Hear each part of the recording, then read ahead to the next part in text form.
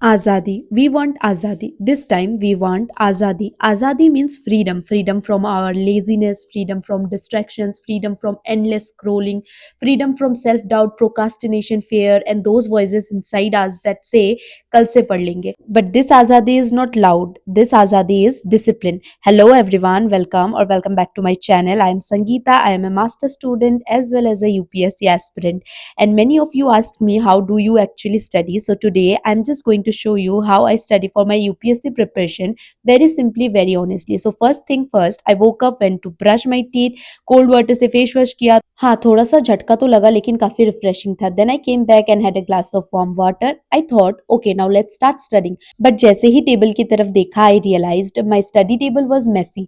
Books इधर-उधर, फिर paper scattered थे एंड टेबल क्लॉथ भी नहीं था टेबल पे क्योंकि उसको वॉशिंग के लिए दे रखा था मैंने एक दिन पहले. So before studying I cleaned the table, put the tablecloth again and organised everything properly. And you know what? This is a cycle. You organise your table, फिर धीरे-धीरे वो वापस डिसऑर्गेनाइज्ड हो जाता है, then again you clean it and this process just keeps going on exactly like life.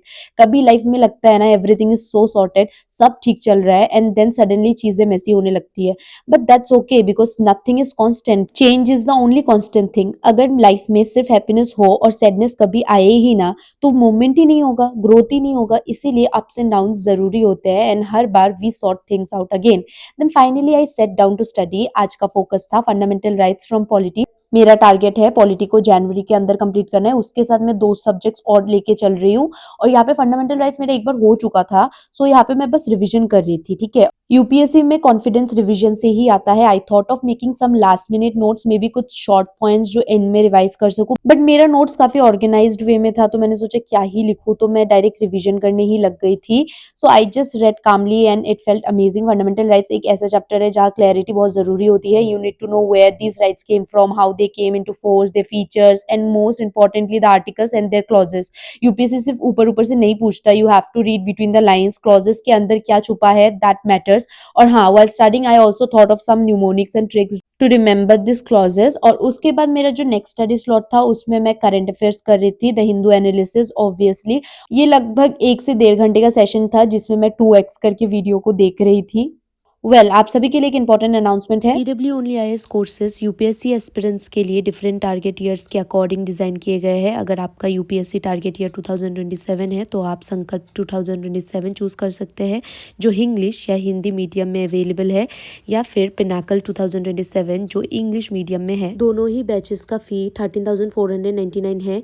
जो students college में है या फिर अर्ली स्टेज पे प्रिपरेशन स्टार्ट करना चाहते हैं उनके लिए यूपीएससी प्रारंभ 2028 अवेलेबल है. ये एक 3 ईयर लॉन्ग टर्म प्रोग्राम है जिसमें यूपीएससी की A to Z preparation cover होती है. एनसीईआरटी से लेके एडवांस जीएस और सीसेट तक, साथ ही प्रीलिम्स और मेंस प्रैक्टिस, और फर्स्ट 2 ईयर्स में हार्ड स्किल्स, सॉफ्ट स्किल्स और इंडस्ट्री एक्सपोजर भी इंक्लूडेड है. और अगर आपका optional anthropology, sociology, history, mathematics, PSIR, geography, public administration इनमें से कोई भी है एक, तो सिर्फ 9,999 में लाइव ऑप्शनल क्लासेस भी अवेलेबल है. यही क्लासेस हिंदी मीडियम के लिए भी अवेलेबल है. और अगर आप कूपन कोड ORA 500 यूज करोगे you will get additional discount. Link is in the description box, so do check it out. After my second study slot I finally took a break for breakfast. आज breakfast में था पराठा और अचार, simple, देसी, comforting.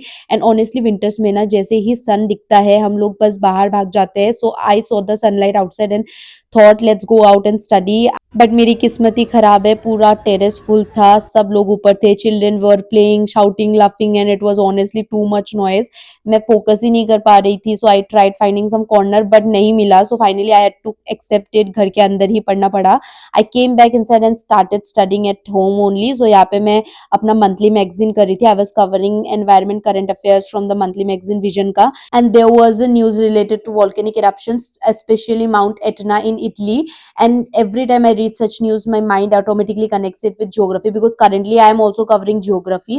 Then suddenly I realized हाँ मैंने volcanoes पढ़ा है but proper notes नहीं बनाए थे. types of volcanoes, landforms, eruptions, terminologies and थोड़ा सा mixed up लग रहा था सब कुछ. So I thought why not clear it right now because हम क्या करते हैं ना कि बाद में करेंगे बोलते हैं और फिर भूल जाते हैं. So I directly went to YouTube, search for volcanoes and their types, and honestly everything was explained in so much detail. While reading the magazine I was also checking maps on Google because location matters a lot. UPSC UPSC में सिर्फ concept नहीं, location based questions भी आते हैं. So I made proper notes, volcanoes, types of eruptions, some important terminologies and names of volcanic mountains. So right now these are limited names, but I know I have to expand this list because many times UPSC asks match the following volcano name and its location, and honestly they look very confusing, so it's important to read them again and again. So this is how my final notes look right now, simple, handwritten and clear.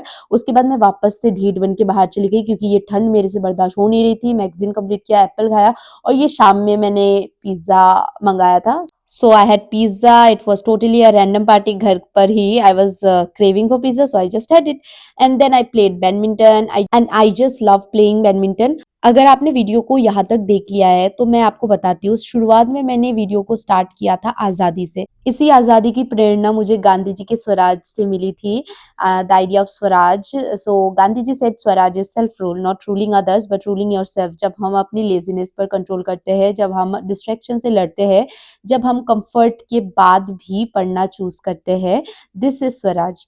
Today, I didn't get the perfect terrace, perfect silence, perfect routine, but I adapted. I studied anyway, right? And that I feel is a small step towards real Swaraj. So, इसी के साथ video को खत्म करते हैं. I did some skipping at last. Thank you so much for watching this video. We'll see you in the next vlog soon. Till then, keep choosing discipline, keep choosing yourself, and keep moving forward. अगर आपको ये vlog थोड़ा सा भी relatable लगा, do like, share and stay connected. Will see you in the next vlog. चलो bye, take care.